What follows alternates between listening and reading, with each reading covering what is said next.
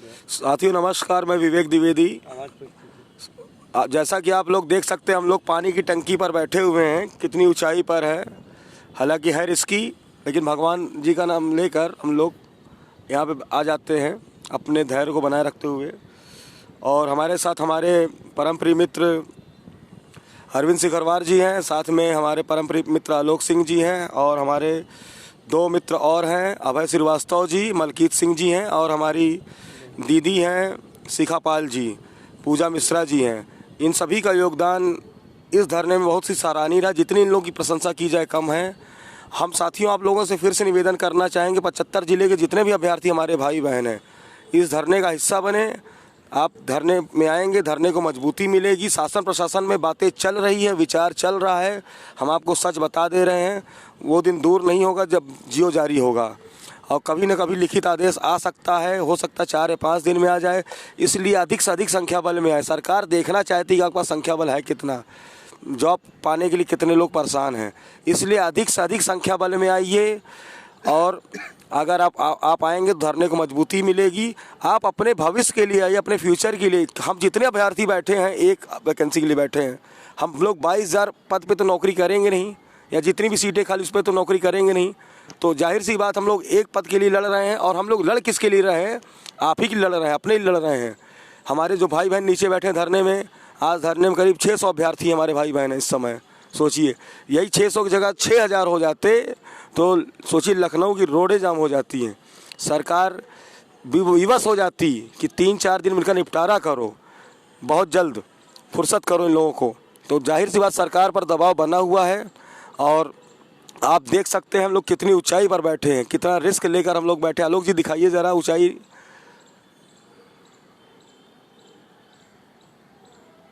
देखिए भाइयों बहनों, कितनी ऊंचाई पर बैठे हैं। ये ऊंचाई कम से कम मेरे ख्याल से 100 फीट से तो कम नहीं होगी, 200 फीट है। हाँ, 200 फीट की ऊंचाई है। लेकिन हम लोग अपना जिगर मजबूत करके आते हैं, क्योंकि कमज़ोर जिगर वाले तो यहाँ नहीं बैठ पाएंगे। हमने कुछ अभ्यर्थियों से बोला है कि इच्छा हो तो चले जाइए, बैठिए। जिनकी इच्छा हो, तो सबने मना किया, नहीं सर आप ही लोग जाइए, आप लोग जा सकते हैं, हमारे अंदर इतनी क्षमता नहीं है। तो जाहिर सी बात है, हम चाहते भी नहीं कोई हमारे भाई बहन यहाँ पे आएँ।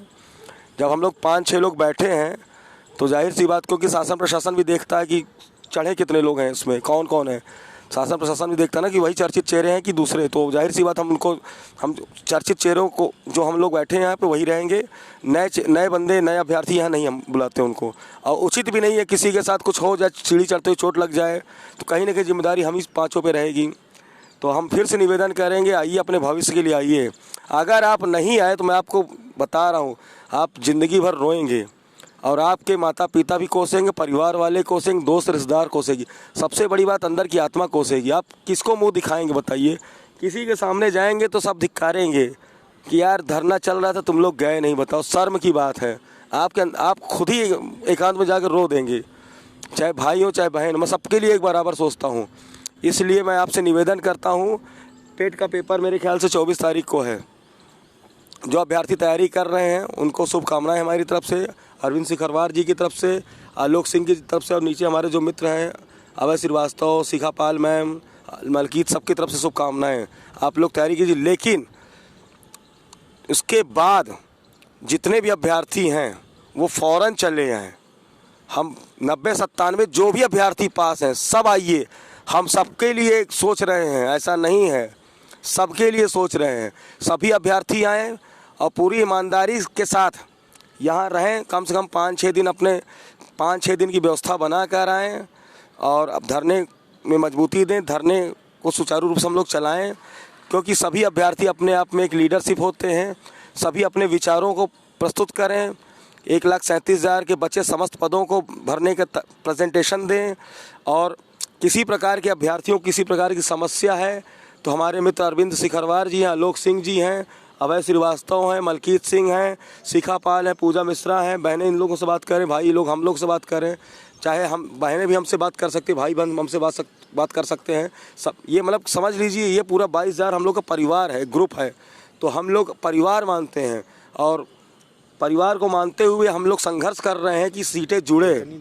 और सरकार पर फिर से बता दे रहे हैं, सरकार पर दबाव है, सरकार विचार कर रही है। ऐसा नहीं है। कहीं न कहीं केंद्र सरकार भी दबाव डाली होगी, तभी सरकार विचार कर रही है। इसलिए सभी अभ्यर्थियों से निवेदन है, और रक्षाबंधन कल है, रक्षाबंधन की सभी भाई बहन को शुभकामनाएं देते हैं और बहुत बहुत धन्यवाद। जय हिंद। आगे की बात हमारे शिखरवार जी करेंगे। नमस्कार भाइयों, मैं अरविंद शिखरवार आप सभी लोगों को सूचित करना चाहता हूं कि आप लोग इस धरने को सफल बनाएं। आपको मैं अवगत कराना चाहता हूं कि अभी शासन प्रशासन से हमारी बातें चल रही है, वहाँ से सिर्फ एक ही जवाब आ रहा है, आप 22,000 पद लेने के लिए आए हो, लेकिन 2200 की भीड़ भी नहीं जुटा पा रहे हो। बताइए मेरे भाइयों और बहनों कि आप लोगों की क्यों समझ में नहीं आ रहा है ये। हर व्यक्ति ये सोच लेता है कि वो वहाँ पर लड़ रहे हैं, मैं जाकर क्या करूँगा। एक एक व्यक्ति आएगा तो यहाँ संख्या बल बहुत होगा। मैं आपसे एक बात कहना चाहता हूँ, जो पेट का पेपर देने के बावजूद 26, 27, 28 में सिर्फ 3 दिन 5,000, 4,000 का संख्या बल दिखा दीजिए और जीओ जारी हो जाएगा। आपसे कितनी बार कहें भाइयों, बार बार आह्वान करके हमारी जवान थकने लगी। मैं उस दीदी को देखिए, मैं दिल से आभार व्यक्त करता हूं शिखापाल दीदी के लिए, जो बहुत ज़्यादा वेटेड हैं, बहुत ज़्यादा वजन और भारी होने के बावजूद भी एक ही सीढ़ी को पकड़े हुए हैं। वो यार 10 दिन हो गए, 10-11 दिन हो गए, सीढ़ी से बिल्कुल भी टस से मस नहीं हुई है। भैया आइए, आप गुणांक न सोचिए, गुणांक के बारे में विचार भी करने की कोई आवश्यकता नहीं है। ये बताइए, हम सरकार नहीं है, पता नहीं कितना गुणांक आ जाएगा, या अप्रत्याशित कट ऑफ जाती है। ठीक है, ज़्यादा से ज़्यादा लोगों का सिलेक्शन होगा। सपा बसपा की सरकार में आपने देखा होगा 1,000, 10,000, 12,000 के लिए एक विज्ञप्ति निकलती थी, आप 22,000 सीट ले रहे हो। 22,000 के लिए 2,200 का भी जनबल नहीं दिखा रहे हो तुम। आप खुद सोचिए, 2,200 का भी जनबल नहीं दिखा पा रहे हो। घर पे बैठने से क्या सीट मिल जाएंगी? तुम्हारे भी सपने होंगे, माँ बाप भी सोचते होंगे, भाई बहन भी सोचते होंगे। अब ये 66+ वाले सोचते हैं कि हमारा तो हो ही जाएगा अगर सीटें जुड़ेंगी। तो भैया आप भी आइए, आप भी हमारा सहयोग कीजिए। अगर आप हमारा कंधा मजबूत करेंगे, हम देखिए कितनी ऊंचाई पर हैं, किस लिए टिके हुए हैं। तेज़ बारिश धूप में भी हम रुके हुए हैं, किस लिए रुके हुए हैं? सिर्फ आप सभी के भले के लिए। आपका भला होगा तो हमारा भी भला होगा। मित्रों, आपसे एक बात कहना चाहता हूँ भाइयों, मैं 4 लाइन सुनाना चाहता हूँ। न मैं गिरा हूँ, न मेरी उम्मीदों के मीनार गिरे हैं। न मैं गिरा हूँ, न मेरी उम्मीदों के मीनार गिरे हैं, पर वो लोग गिरे हैं जो मुझे कई बार गिराने की कोशिश की है। सवाल ये नहीं था कि जहर तो मैं पी गया। सवाल ये नहीं था कि जहर तो मैं पी गया। तब तकलीफ लोगों को जब हुई तब मैं जी गया। मित्रों, आज तुम सब की बदौलत ही हम यहाँ पर हैं। अगर आप नहीं आए तो सोच लेना 22,000 हमारे लिए एक सपना बन जाएगी। इस सपने को साकार तुम लोग ही कर सकते हो। तुम लोग आए यहाँ पर, अगर 4-5 हज़ार की अगर एक बार भीड़ दिखा दी तुमने, तो समझ लीजिए उसी दिन जियो जारी हो जाएगा। गवर्नमेंट भी चाह रही है कि हमारे ऊपर दबाव बनाए, जियो जारी होगा। कट ऑफ वाला मामला, गुणांक वाला मामला न खेलिए दोस्तों। गुणांक पता नहीं कितना जाएगा, लेकिन कोशिश तो कीजिए। प्रयास करोगे तो अपने आप सफलता मिलेगी। किसी न किसी का तो भला होता ही। आइए भैया, कम से कम मेरा तकरीबन आइडिया 4-5 गुणांक तो गिरेगा ही गिरेगा। 22,000 सीटें अपने आप में एक बहुत होती हैं। आओ मित्रों, आप सभी से कई बार आह्वान किया है, पर लेकिन आप लोग आते नहीं हो। क्यों नहीं आ रहे हो भैया, ये बताइए। क्या ऐसी मजबूरी है, क्या ऐसी परेशानी है? कम से कम हम लोगों की तरफ तो देखिए। हम लोग यहाँ पे रुके, केवल हमारा चेहरा देख कर आ जाइए, कहीं आपके भाई जिंदा रहें न रहें, ये सोच के आ जाइए। हम भाइयों की जान बचाने के लिए, जो बहन वहाँ पे टिकी हुई हैं उनके लिए आ जाइए। कम से कम किसी के लिए नहीं तो हमारे लिए आ जाइए। हम लोगों को बचाने के लिए आ जाइए। आप आओगे तो हम जिंदा रहेंगे। जिंदा जब रहेंगे, हमारा ये सपना साकार होगा। सपना साकार कौन करेगा? आप लोगों का जनबल। आप हो तो हमें। आस से ही आसमान टिका है। अगर आस न होती तो ये आसमान भी नहीं टिकता। इसको टिकाने वाला कौन है? आस। तूने जो मेरी कब्र पर आकर के मुस्कुरा दिया, तूने जो मेरी कब्र पर आकर के मुस्कुरा दिया। बिजलियां चमक के रह गई, सारा चमन जला दिया। बिजलियां चमक के रह गई, सारा चमन जला दिया। मैं सो रहा था चैन से, ओढ़े था कफन मजार का। जीते जी बूझा न कभी गर्दे जिगर का माजरा। आए हो मेरी कब्र पर जब खाक में मिला दिया। अगर कोई हादसा हो जाता है, हम यहाँ से मर जाते हैं, फिर तुम बाद में आए तो क्या सिला मिलेगा? कुछ सिला नहीं मिलेगा। इसलिए आइए दोस्तों, अगर आप आ जाओगे तो हम जिंदा रहेंगे। क्या फ़ायदा जब हम मर गए उसके बाद तुम आए, क्योंकि इसकी बहुत ज़्यादा स्थिति ख़राब होती जा रही टंकी की। आप लोगों को आना पड़ेगा। आप लोग नहीं आए तो तुम्हारा परिवार तुम्हें कोसेगा, ज़िंदगी तुम्हें कोसेगी। बार बार मौका नहीं मिलता है, कभी ज़िंदगी बार बार मौका नहीं देती है। कितनी भी कोशिश कर लेना फिर भी मौका नहीं मिलेगा। मुश्किलें ज़िंदगी के इरादों को आजमाती हैं, मुश्किलें ज़िंदगी के इरादों को आजमाती हैं। ज़िंदगी में कभी हिम्मत ना हारना है मेरे दोस्त, ठोकरें इंसान को चलना सिखाती है। आज देखिए सरकार की लाचारी है कि हम योग्य अभ्यर्थी बाहर हैं, 90-97 जो कट ऑफ क्लियर किए, उनकी एकेडमिक अच्छी है, वो अंदर हैं, वो नौकरी कर रहे हैं, हम बाहर बैठे हुए। ये क्या है? ये गवर्नमेंट की लाचारी है, गलत नियम है। तो उन गलत नियमों से लड़िए। वक्त नूर को बेनूर बना देता है, वक्त नूर को बेनूर बना देता है, थोड़े से जख्म को नासूर बना देता है। कौन अपनों से दूर होना चाहता है, लेकिन वक्त सबको मजबूर बना देता है। ये वक्त की गर्दिश है जो आज हम इस प्रताड़ना को झेल रहे हैं। उस प्रताड़ना को झेलने वाले भी कौन है? तुम लोग हो, तुम लोग। ये तुम लोगों की एक इतनी बड़ी कमी है कि यहाँ आते नहीं हो, घर से एडवाइस देते हो। यार 3 दिन के लिए आ जाइए, मैं 4 दिन रुकने के लिए भी नहीं कह रहा, 3 दिन इतना जनबल दिखा दीजिए। हर व्यक्ति घर से निकल के आए, हर व्यक्ति, हर भाई, हर बहन को यहाँ आकर के ये सोच के आना है केवल हमें सीट लेके जानी है। यहाँ 4-5 हज़ार का जनबल दिखा दीजिए, 22,000 सीट का जियो शाम को जारी हो जाएगा। सिर्फ एक बार जनबल दिखा दीजिए, घर से निकल के आइए। अगर घर के निकल के नहीं आए तो सपना, ये सपना बनकर रह जाएगा। इस सपने को साकार कीजिए। साकार करोगे तो तस्वीर बनेगी, तस्वीर बनेगी तो तुम्हारी तकदीर बनेगी, तकदीर बनेगी तो तुम्हारे घर में चिराग जलेगा। जब चिराग जलेगा तो तुम्हारे भाई बहनों में एक अलग ही खुशियाँ होगी और तुम्हें लोग अच्छी नज़रों से देखेंगे समाज में। एक बेरोजगार के लिए समाज की क्या नज़रें होती हैं तुम जानते होगे। बेरोजगारी ज़िंदगी का सबसे बड़ा अभिशाप है। इस अभिशाप को दूर करो।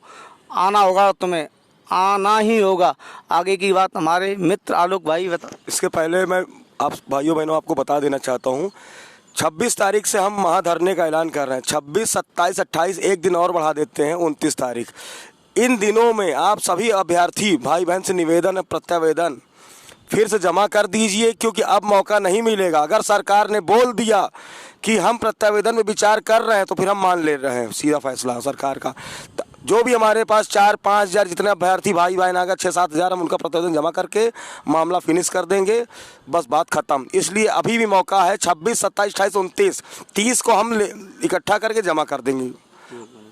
तो बात करिए शिखरवास जी से। भैया एक बात बताना चाहता हूँ कि कई बार ऐसा होता है कि गवर्नमेंट अधिकारियों का भी आदेश आ रहा है कि ये बताइए प्रत्यावेदन अगर हम दें और उस में आप उपस्थित न हो तो क्या फ़ायदा रहेगा। इसलिए जनबल उन सबको तो आना ही है जिनके प्रत्यावेदन जमा है। जिन सबके प्रत्यावेदन जमा होंगे उनको यहाँ उपस्थित रहना होगा। उन सभी को दिखाना होगा कि ये हमारे हाथ का प्रत्यावेदन है। सिग्नेचर वगैरह भी होंगे। जैसे कि कोई अधिकारी आता है, गवर्नमेंट ने भेजा कोई अधिकारी, तो जैसे अगर हम प्रत्यावेदन देते थे, आप लोग वहाँ पे उपस्थित नहीं होंगे तो क्या कहेंगे अधिकारी लोग, शासन प्रशासन वाले। इसलिए उस व्यक्ति का तो अनिवार्य रहना जिसके प्रत्यावेदन यहाँ पर होंगे। 4 दिन रहना अनिवार्य है। 26, 27 प्रत्यावेदन तो रहना अब आवश्यक है जिनके प्रत्यावेदन जमा है। आप लोगों से बार बार कहना पड़ रहा है जिनके प्रत्यावेदन है उनको रहना तो अत्यावश्यक है। दिखाना होगा। अगर गवर्नमेंट आकर के पूछती है कि कितने लोग हो, प्रत्यावेदन हमने दे दिए जैसे 3,000 लोगों के, और वो वहाँ पर 1,000 लोग, बताइए हम किस चक्कर में फंसेंगे कि नहीं फंसेंगे। क्योंकि अधिकारी कह रहे हैं बीच का रास्ता निकाल लीजिए। कई बार हमसे बोल चुके हैं, लेकिन हमारे मित्र लोग थे, तो बीच का रास्ता समझ गए ना, प्रत्यावेदन विचार किया जाएगा। जितने लोग, चाहे 4,000 हो चाहे 5,000 हो। तो भैया आइए, आप सब लोग आइए। हम चाहते हैं 1,37,000 पद पूरे भरे जाएं, सबका भला हो। तो आना पड़ेगा भैया, घर छोड़ना पड़ेगा। आगे की बात हमारे भाई आलोक सिंह जी कर बताएंगे। दोस्तों नमस्कार, मैं आलोक सिंह। आप लोग कब समझेंगे बातों को। हम लोग इतनी धूप में, कड़ी धूप में, यहाँ लगभग टेम्परेचर लगभग 35 से 40 डिग्री है, और इतनी धूप में जब हम लोग बैठकर इस धरने को चला रहे हैं, इतनी मेहनत कर रहे हैं, आप सभी लोगों के लिए कर रहे हैं, खुद अपने लिए भी कर रहे हैं, मगर आप लोग अभी भी हम लोगों की दशा नहीं देख रहे हैं। हम लोगों की समस्याओं से आप लोग अभी भी वाकिफ़ नहीं हैं। क्या हम लोग जब मर जाएंगे तब आप लोग आएंगे? हम लोग जितना भी प्रयत्न कर रहे हैं, जितना भी अपना साहस दिखा रहे हैं, इसको आप लोग मिट्टी में मिला दे रहे हो। यार आप लोग बीएड किए हुए हो, सभी लोग योग्य हो, मगर फिर भी अपने अधिकारों के लिए क्यों नहीं लड़ना चाहते। अभी हम लोग तबीयत बहुत अच्छी नहीं है, मेरी तबीयत वाकई में ख़राब है और गला पूरा बैठा हुआ है।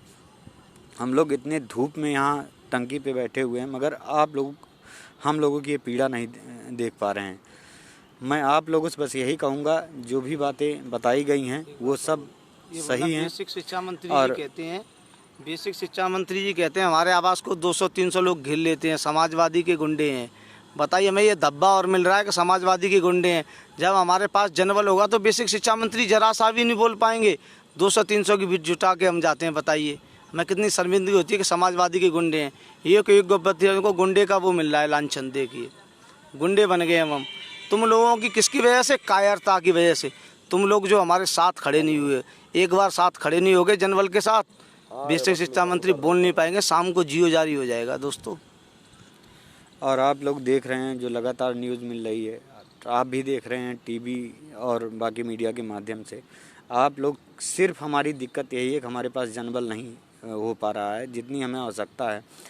आप सभी लोग यही कहते हैं भैया आप लोग 22,000 की मांग कर रहे हो और 2200 लोग नहीं जुटा पा रहे हो, तो आप लोग समझ जाइए भैया, आ जाइए, ये आखिरी मौका है। उसके बाद अगर हम लोग यहाँ से टूट गए तो उसके बाद फिर ये न सीटें जुड़ पाएंगी, हम भी, हमारा तो भविष्य बर्बाद होगा ही, मगर उसके साथ साथ फिर कभी नहीं जलेगा, साथ साथ आपका भी भविष्य बर्बाद होगा। तो इसलिए अभी भी आपके पास टाइम है, आ जाइए और अपना जनबल यहाँ दिखा दीजिए। 1 से 2 दिन अगर आप लोग आते हैं, सिर्फ 1 से 2 दिन के अंदर ये जियो जारी हो जाएगा। और अभी भी जो प्रत्यावेदन जिन्होंने नहीं जमा किया है वो आके अपना प्रत्यावेदन जमा कर दें। समय मत देखिए भैया। जो लोग कल रक्षाबंधन है उसके लिए सभी बहनों को बहुत बहुत हार्दिक शुभकामनाएं। आप लोग रक्षाबंधन का ये त्यौहार मना के जितनी जल्द से जल्द हो सके मेरी बहनें वो कम से कम अपना घर छोड़ें। और जो भाई अभी भी घर पे बैठे हुए हैं और ये सोच रहे हैं जिनका गुणांक अधिक है और मौज कर रहे हैं, हम लोग तो कम गुणांक वाले हैं फिर भी हम संघर्ष कर रहे हैं, चाहे मैं हूँ, चाहे सिकरवार हूँ, चाहे विवेक जी हों, सभी का गुणांक वही है। और हम लोग अगर आपके लिए संघर्ष कर रहे हैं तो आप अब घरों से निकलिए। घर बैठने से भैया कुछ नहीं मिलने वाला है। हम 3 साल अपना बर्बाद कर चुके हैं। अब ऐसा ना हो कि और भी 3 साल आगे के बर्बाद हों। तो आपके पास समय है, आ जाइए।